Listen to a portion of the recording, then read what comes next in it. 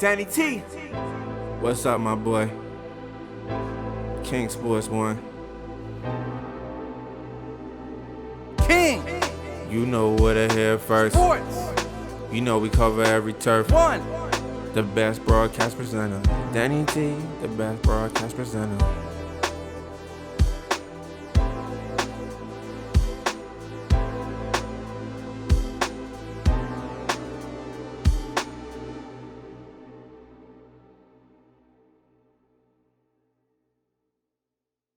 All right, ladies and gentlemen, welcome to King Sports One, powered by King's Castle. Now, today we have a very special interview.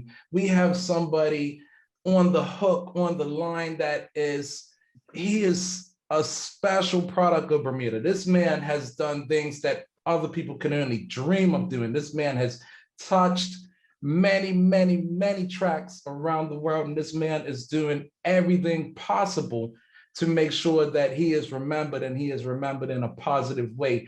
This man is my brother. This man is somebody that I used to run against. I never beat him. But he is definitely somebody that people should look up to and kids should look up to alike. This man is Harold Tre Houston. Tre, welcome to the show, my brother. How you doing? Appreciate you having me, man. I'm sorry about last week.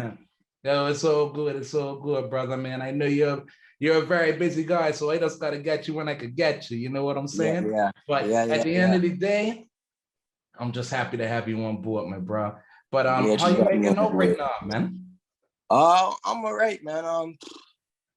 Just trying to crack one more Olympics at the end of the day, man. You know, I'm 4 or 5 years older than I was for my first one, so you know, a lot of it's more difficult. You know, I feel young, but I feel old in the sense of being in the sport. For sure. So I'm just trying everything possible just to get myself across the bridge and be in Tokyo, and after that I could just focus on what I want to do afterwards, you know. Definitely. So how was it last year? The fact that you couldn't compete last year, how is it like being a year older? Do you feel it like in your performance, or has it been a hindrance to you not being able to be on the track to do what you do on a regular basis? It's been really different because I haven't competed properly since I've left my coach in Houston. So I haven't really been as active as I was from when I was running real good in 14, 15, and 16. 17, you know, I ended up leaving my coach, you know, trying to look for a different avenue, a new coach, a new program, you know, and it really wasn't the best move, I will say, but, you know, we try to make it happen. And then, you know, of course, 18 came across, and I was training for Commonwealth Games in Australia. And that was like the most upsetting games that I've been to, because times that was making the semifinals, I would sleep I would do that in my sleep. Yeah. So, you know, I went through a whole lot of trials and tribulations. I went through a whole lot of different type of trials and tribulations, just trying to figure out. Went to Orlando, tried to go to a coach, you know, his program, great coach, but the program just didn't work for me. Yeah, I understand. You gotta get that right match. You gotta know what you're dealing with. I definitely understand. It just didn't go together, like, you know, with how my body it was used to firing back how I was with my coach in Houston. So, you know, it's been a long journey. And then obviously COVID coming across, and I haven't ran everything up for everybody. Man. Like, I was in some great shape coming out here the 1920 year season, and then COVID came about, and then, you know, that messed up everything, and I haven't ran in over 14 months. Like, I'm just training, and nothing. And you know, it's nothing like competing. Like, there's nothing like being on the center stage. So when you're not allowed to be on the center stage, you're just competing. Like, you're just competing with yourself, basically. Which I can tell is definitely hard. Like, how do you maintain your sharpness if you're just Exactly my point. So, it's training shop and competition shops is two different things. So it's just Yeah. like, I'm just been dealing with that, and it's just like, it's been tough, like, Yeah. So is it Yeah. like one-on-one training, or do you have like different training partners that you guys talk smack to, and you Yeah, go at each other and keep each other sharp? I steel sharp and steel. You get what I'm saying? yeah, definitely. Like, I stay with my good friend. His name's Jordan. He runs for Haiti. Mm-hmm. What on the Jordan same who? team we run Jordan Lambert, Jordan Lambert. right? And Shout out his Jordan been Bermuda. Lambert. Yeah, he's been Bermuda a few times for remember that meet that we had, the invite meet, Yes. That right? was big. Yeah. So yeah, he's been down a few times, and he I was fortunate enough to he let me stay with him, Mm-hmm. ease up some things financially and stuff like that. That's what's up. But as far as that, like, some things that I find like I can't get an answer to, like, I ask them. So Yeah. vice versa, like, same For with my sure. boy Austin. He runs for the US, and so it's a battle sometimes, but it's a good thing that you have good people in your corner. Yeah. So It's that's what definitely makes like. you, that's what gets you keep going, like, Yeah, even though you're competing against each other, it's one of those things where teamwork makes the dream work. You know exactly my what I'm point. So, saying? we all got the same goal. We all got the same goal, the same target. So we just, we work with each other, but just on different teams. Yeah. Yeah, that's what it Exactly. is. But it's always good to have that brotherhood, especially in track, because track is that's a lonely place, especially if you can't, Hey, if you're not hey, doing what you're supposed to do. and someone is into, like, how it goes. Oh yeah, You know how hard this sport 100%. is. Yeah, You know what I'm saying? real So talk. sometimes I just ask myself, why do I do this? You know what I just sometimes ask myself, I'm just done with this sport, man. But it's just something that always brings me back and draws me back. It's like, you just have to have a serious passion for it, because, like, once you all the amount of work that you put in day in and day out to run a 10 faster than what your PB is, like, you just know how good it feels. Like, it's just not given to you. Yeah, you You're gotta out earn there it working, every step of the yeah, way. like, real talk, man. So it's definitely a rewarding sport, but sometimes it's definitely a sport that it will either make you or break you. Hey, real talk, brother, man. It Yeah. definitely broke me, but it's making you big, bro. Yeah. And I'm just happy with what you're doing. Which brings Yeah. me into the actual next question. With like sprinting being such a short shelf life, because the Olympics are so, Every 4 years. yeah, every 4 years, Yeah. and you got your world championships that you try to qualify for. You got different Diamond League meets and other meets Yeah. that you want to qualify for. Yeah. With with all of those things and longevity, bro. Like you have been doing this for a long time. That's why I tell Like you, I you feel are old. you are one of the best at longevity that I've seen as far as Bermuda's concerned, and you're still doing it at a high level. How do you Yeah. maintain that level? It's really it's my background, man. It's really my mom and my daddy, man. Like, You I was come always from a focused. I household. always love your daddy. Yeah, man. It's just a household I come from that's like a working household. Like I hardly saw my daddy, like, he was always working. If my daddy went, like, my mom was away in school getting her nursing degree, like, and I saw her day in, day out, just working hard for what she wanted. Like, and like, when I'm young and I'm seeing, like, my parents trying to not even provide just for me, like, because my daddy that's actually my stepdaddy. He stepped in for me. You know what I'm trying to Oh, say? So he I stepped didn't know in, that. and he was taking care of someone that he took care of me from since 1 year old. Yeah. Oh, So that's for him dope. to do what he done, like, I'm seeing him hustle to feed me and his Yeah. 3 other girls in the house.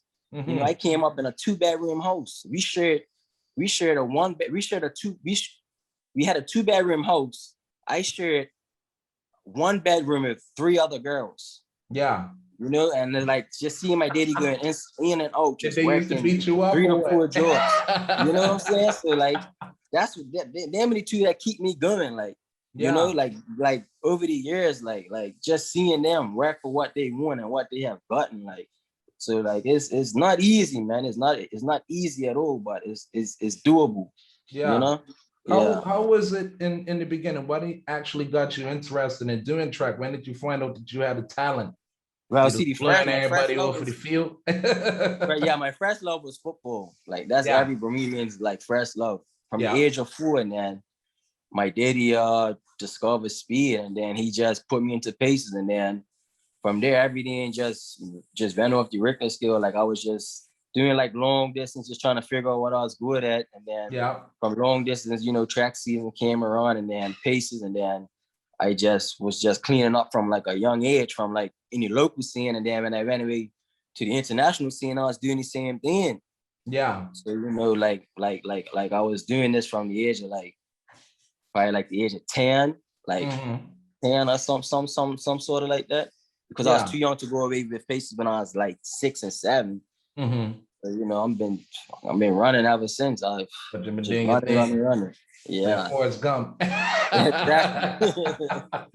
But he's Yeah. sprinting, but that's dope. But like the places that you've been as far as like track and field is concerned, you've been all over the world. Like take me through your story. Like you started out here, of course, in Bermuda, but Yeah. then what was your next destination, and who's your best coach that you think you've ever had, if you get what I'm saying? I would say my first college coach when I went off to school out in Maryland.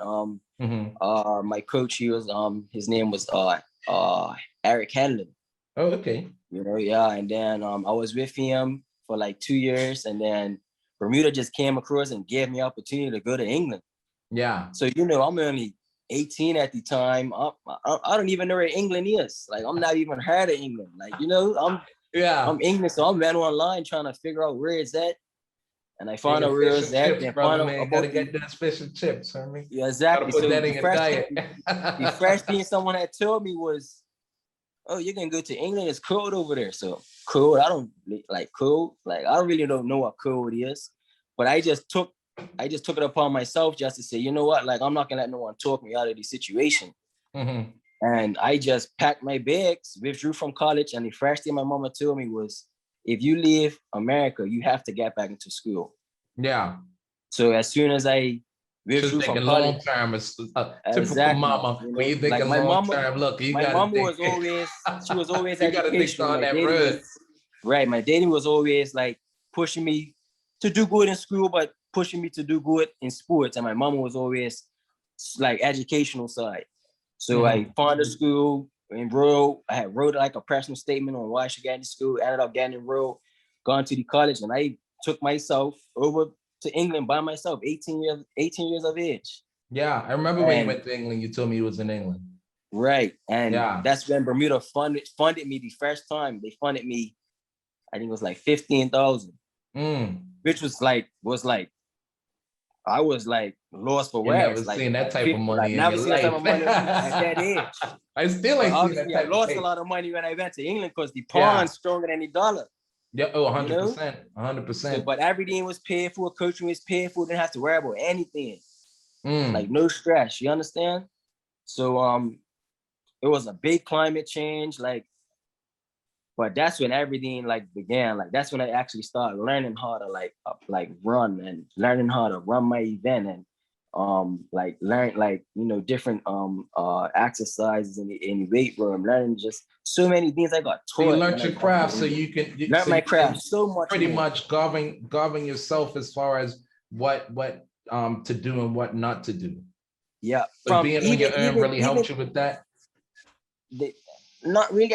I mean, I just didn't think I really understood so much, and I don't think things was like explained to me like on the side of like on how to run. Like I had it naturally, but learn how to use it properly, I did not know how to do that. Different story, yeah. There's a totally, like I just go out there and just run. Yeah. And then when I came to like a system over the other side of the world, like there was laying out currents and telling me, okay, well, you float here, then you anticipate the current, then I'm just like, yo, like it feels like I'm in school. Like it was like an actual like setup like that. You understand? Because I remember when I was in England and I literally just found out that I had a talent before I even came back and I even met you. I was on a track team called Milton Keynes Athletics. Milton Keynes, I know Milton Keynes. Yeah. So of course their golden boy was Craig Pickering.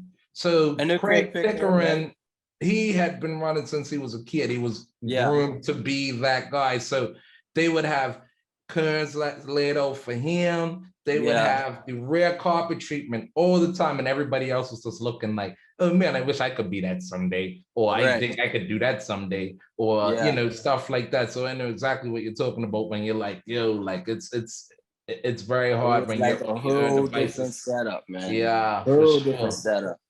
But I think that was the best move for me. I'll say personally, because I learned not even just like how to run better, like even like the educational side on that over there was way better, because you actually got like in America was a lot of pen to paper. You never got to apply yourself on like, you understand what I'm saying? Something different. So like I actually went to school in England. I actually got to put things together, and actually went to like schools and had kids like do like plans that I put together.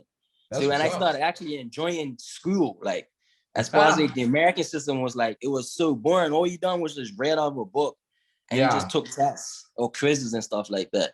You know, so I definitely felt that was a great move on that side. But I thought if I'd have stayed in America, I'd have been way farther than I was today, probably, because they ran you so much in America. I feel you. You know, yeah. So, you know, it's a bittersweet moment, but you know, I ended up, you know, doing what I had to do. You know, I tried out for my first Olympics in 2012, just fell short of like 210 at the time. Yeah. And then, you know, the money was running up, and then I graduated, and then I started back right where I started. I had to come back Bermuda to figure out what I want to do after that. You know? For sure. I understand, but sometimes to know where you're going, you gotta know where you've been. So it's one of those type of things where it's never a bad thing to come back to reevaluate your situation. No, definitely, especially in track, because Jesus, so like just talking about the funding. Is that $15 the only money that you ever seen from funding? No, I got 15, then I got 10, and then I got I think like 5 or so like that. Yeah. But like the money just didn't like I said, like I was very grateful. Don't get me wrong, very grateful. 100%. But like the money, as far as like the pawn, it just, you know what I'm saying? It took me back over. Like the only reason I say that is I say that to say this is that, like, as far as the Bermuda Track and Field Association and things here, I just feel like sometimes that people with such talent as you, like, people don't run 10-8 every day in Bermuda, bro. Like, that's something crazy. But I feel like if you had the proper funding, you could be running like 9-8. You get what I'm saying?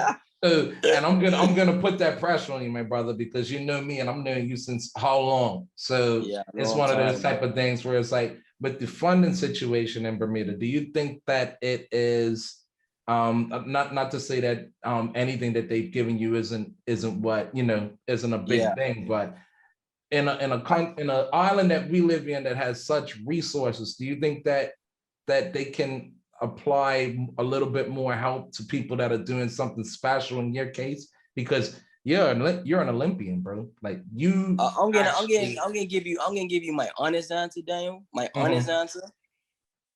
I feel, honestly speaking, those who paved the way before me deserve more than what I've gotten. I got you. You know, I feel like people like Brian Wellman and Devon Bean and Nikki Saunders, like, they deserve way more than what I've gotten. Big names. You understand? And like 100%. like I feel, I mean, personally, I feel some type of way when they just gave Nikki a celebration, being that, when, you know, congratulations to Flora Duffy, but Nikki was the first person to do that. Yeah. You understand? It's true. And a lot of people don't, like, a lot of people was wondering, like, who is this guy in the parade? For real. And it's crazy. Like, I mean, I laugh, but it's not no laughing matter. Yeah. Yeah, like, you know, and someone like the most decorated athlete in Bermuda, hands down, is Brian Wellman. Yep. For sure. He is a legend. This man is up here, and a lot like, of for people. Sure. No one does not understand what this man's done. And they don't even talk about him. Not even they in the don't media. Talk about him. Like every time I hear about things, I hear about different different sports legends where we've flogged the dead horse a million times. Like everybody loves Clarence Hill, everybody loves this person, everybody loves that person, but we never ever shine anything on the athletic community. And don't get me wrong, Daniel. Like football was my first love and stuff. Yeah, but it's just like, you know, we come from an island. The two top sports are football and cricket. Yeah, like that's what people know. You understand? Sure. And if someone always talks to me about football, they always ask me like, who's your favorite player? What's your favorite position? Like, I respect the defensive more than the actual strikers, because they build up the whole field. They do what but they never get the type of praise a striker would get, because strikers score all the time. Exactly. You understand They're what I'm saying? the ones that making the headlines 100%. That's and I feel like those are the people that need to be praised more than actual strikers. Like the striker, that's a striker's job, is to score. Yeah. Like we know that, we understand that, but like you gotta even the wingers, like them. Like I play at left wing. You gotta be up and down the field. Yeah, you know, that's all you gotta have like it's a lot of work. Whereas a striker just stays up top and they just wait to be fed and they do their fancy thing and they put the ball in the net. Yeah. You know what I'm saying? 100%. But like someone always asks me, I'm like strikers or a midfielder, because they are workhorses. No, don't get me wrong. Strikers, you have to be very skillful and stuff. Don't get me wrong. I'm not trying to say that you don't have to work hard, but I'm just saying, like, that's just my opinion. Yeah. But like it falls back to just like Brian Roman. Like I just think like they should have just deserved so much more. I just think Bermuda they just wait too long. Yeah. You understand? Like I'm still surprised they haven't given anything. Not to cut you off or anything, but do you think that Brian Wellman is your inspiration for somebody to look to, or is it somebody else? I never really came to these sports like saying like you know, like I'm looking up to this person. Like definitely it'll be Devon Bean. Yeah, you know, because being the guy. He's the guy, you know. But other than that, like it probably sound cliche, but like my daddy and my mama, like them the type of people I look up to. It drives me.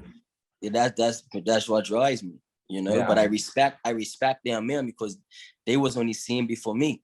For sure. You know, and like they had given Brian $10,000 for his commitment and his world record and his Olympic, like he's been to Olympics like 6 times. Like that's crazy. Like, to me, like I'm saying 10 grand, like that's not enough for what this man's done. Yeah. At all. Not at all. You know what I'm saying? Like he like it's just, I just feel like it's so disrespectful, but it's just like I just think what's so behind the clock and the ball, like everyone's gonna get their little piece, but it's just gonna take a lot of time. For sure. Know? But at the end of the day, like track's like a selfish sport. Like 100%. You know, it's very selfish. Like you have to be real cynical at the same time, and it's just like it's tough. Like so, you just have to get yours while you can, because it's not gonna last forever. 100%. You know. So yeah, man. So for the novice out here that are listening to us, what's your training diet like? What do you like? I try to eat as clean as possible. I mean, I still like I have a habit, like I love to eat cereal, you know, but I do eat, like I eat my proteins. Like my boy here that I live with, he likes to cook a lot, so like I eat what he makes and stuff like that. I have a big habit with Chick-fil-A sometimes. Man, who doesn't like? But like you can't get it on Sundays, though, brother, like man. Yeah, so it's not bad. It's not bad. No, you get the grilled chicken, man. Yeah, it's not bad, but it's not great. Yeah, I feel you. Yeah. So what's a meal that you like? So Chick-fil-A would be a meal to cheat with, then. I think that's a good cheat meal because I say they cook with peanut oil, so it's better than actual oil. That's what Five Guys uses, I think, peanut oil. I don't know, you know. I'm not sure. Man, I was in Five Guys once and they had peanut oil boxes there. Okay. Yeah, I just eat Chick-fil-A. That's a quick cheat meal that's never, like, it always satisfies me. For sure. Yeah. So in this interview, bro, you've talked a lot about your parents. Now you've recently became a parent yourself. Yeah. How was that? You had a little baby girl. How was that? Like, how was that transition? Because I know that's more pressure on top of your shoulders as far as making sure that she's fed and making sure that she's well and making sure that you're being a good parent as well as doing your absolute best on the track. So how does that compare? It definitely I definitely grew up faster or more, I should say, than I was before. Like before she came, like I never had a reason to really have like a savings. Like I was just doing. But as soon as I found out that my girl was about to have a baby, the first thing I said is I'm gonna have a savings. Yeah. And I'm gonna have this a month before she comes. Yeah. You know, I was even looking up scholarship programs, different ones. I enrolled her into a scholarship before she's not even one yet. She goes one next month, but I'm putting aside money monthly. It comes on my account monthly every month. So by the time she gets 18, that money matures and she can go to any college she wants. That's so with me, like before she came, I never looked at a short term thing. I always looked at longevity. Yes. Like I don't want to be scrambling around looking for money for college. I don't want to be scrambling around looking for spending money or things like that. Because she gets a scholarship, this is just a bonus that's gonna be in my bank account for her when she turns 18. Yeah. So I definitely grew up much more than I was before. I'll tell you that. She definitely changed my life a whole lot. Well, it's one of those things for kids. They definitely put you where you need to be. Especially it's a lifetime investment. Definitely, it's gonna be a lifetime investment. And it ain't, as people like to lie to you, it's not an 18-year investment. No, it's not. It's not for real. Lifetime investment, bro. It's a lifetime investment. I mean, hey, mama, hey, daddy, hello, little chance. I go. Yeah, and that's how we do sometimes. It's definitely a lifetime investment, but 100%. I just want to be able to make sure she's way ahead of them. Whatever I didn't have, she's gonna be 50 times better than me. Yeah. You know, so she's gonna be good, definitely. But it's not a day I don't talk to that little girl, boy. Yeah. So bro. Yeah, it's definitely a blessing, man. Yeah. Yeah. You've been blessed 100%. I wish you the best in fatherhood. I wish you the utmost success as far as the track is concerned. I'm also in fatherhood as well, bro. But at the same time, in all of the places that you've been, talking about England, Australia, you're in Texas right now, right? The big state of Texas. Yeah. Now I'm a big wrestling fan. I like a little Stone Cold Steve Austin, Shawn Michaels, The Undertaker. Wrestling is not the same no more. It's not the same no more. I'm talking about back in the day, brother, man. Back in the day, yes. WWE. Yeah, 100%. But so do you get to go see other sports? I know COVID's happening right now, but do you get to go like check out a I haven't this year. I did last year. I meant to go see the Rockets play. Me and my boy, we were supposed to see a football game, but that never happened. I don't really do too much. Like I don't really like. Yeah, you got your head done. You got focusing to do. Yeah, I don't really do that much. Like when I do, I do, but when I just chill. Like I just chill more than anything. For sure. Yeah. So what's your aim for the rest of the season? It's not really been a season for you, but when it finally pops off, what's your aim? What do you look to do in the Olympics and other championships that you're going to be running in? Well, the end game is definitely Tokyo. Hopefully that it's still going on, you know. Yeah, that's definitely the end game. And that's gonna really be like, for me personally, that's gonna be when I'm gonna be done. Like I don't think I can do another 3 or 4 years and that be the next 1 year. Yeah, sure. You know, like I definitely have to like start my career. Like when I was back at home, I was looking at different jobs and stuff like that just to see what's out there. But as far as that, like the end goal is Tokyo. Once I get, I don't like to share my goals too much, but it's to get there, and then from there is whatever else I have planned. But as far as that, it's just Tokyo. Whatever else comes before, whatever else comes with that is tunnel vision. Yeah, that's it. So that's all. Dope. That's dope. I feel you. But Well, yeah. brother, man, it's one of those things where I'm happy that you took the time and put the time aside to come on to talk to us, bro. Because we look up to you, your brother, and also King's Castle and King Sports One is definitely a fan of Tre Houston. Or should I say Harold Tre Houston? Just to be official. You know that, brother, man. One of my favorite memories of you was when I couldn't get any track time because I came back from England when I was 16 and I was in Bermuda College and I couldn't really get into any track meets or anything. You're like, yeah, man, come to see the bridge. Come to see the bridge of sports day. And it was one of the things where it wasn't like a normal track meet with me and you where there was nobody in the stands, bro. With people in the stands cheering. And it was so dope, bro. And I just wanted to thank you for that. I never got to actually thank you for that because that's cool, I actually felt people on, man. Yeah, man, you put me on that day. I came second to you that day, but we both ran some nice times. Yeah, we did. It was a nice meet. That was a nice meet. But for sure. You spoke to Tristan still in Bermuda or no? Yeah, I spoke to Tristan last week. Okay, because I saw he had a daughter. He's in Bermuda. He just had a little baby girl too. Yeah, I think like so 2-3 months after his thing. Yeah, it's you know him. I'm trying to get him back on the track too because he don't really talk. And Tristan Francis, we're talking about you, bro. You come on, you gotta get back out there. These kids need somebody to listen to now. You got some social qualities. But his big time now. He's wearing a suit and tie and all of that. So he his dad has got a few businesses. You know what it is. But it's all good. So here on this show, I like to ask a little bit of quick fire questions. So all right, it's pertaining to nothing, but it pertains to everything. You get what I'm saying? So my quick fire questions for you, brother, man, just to end the show. Maurice Green or Usain Bolt? Now take your time. Mo Green.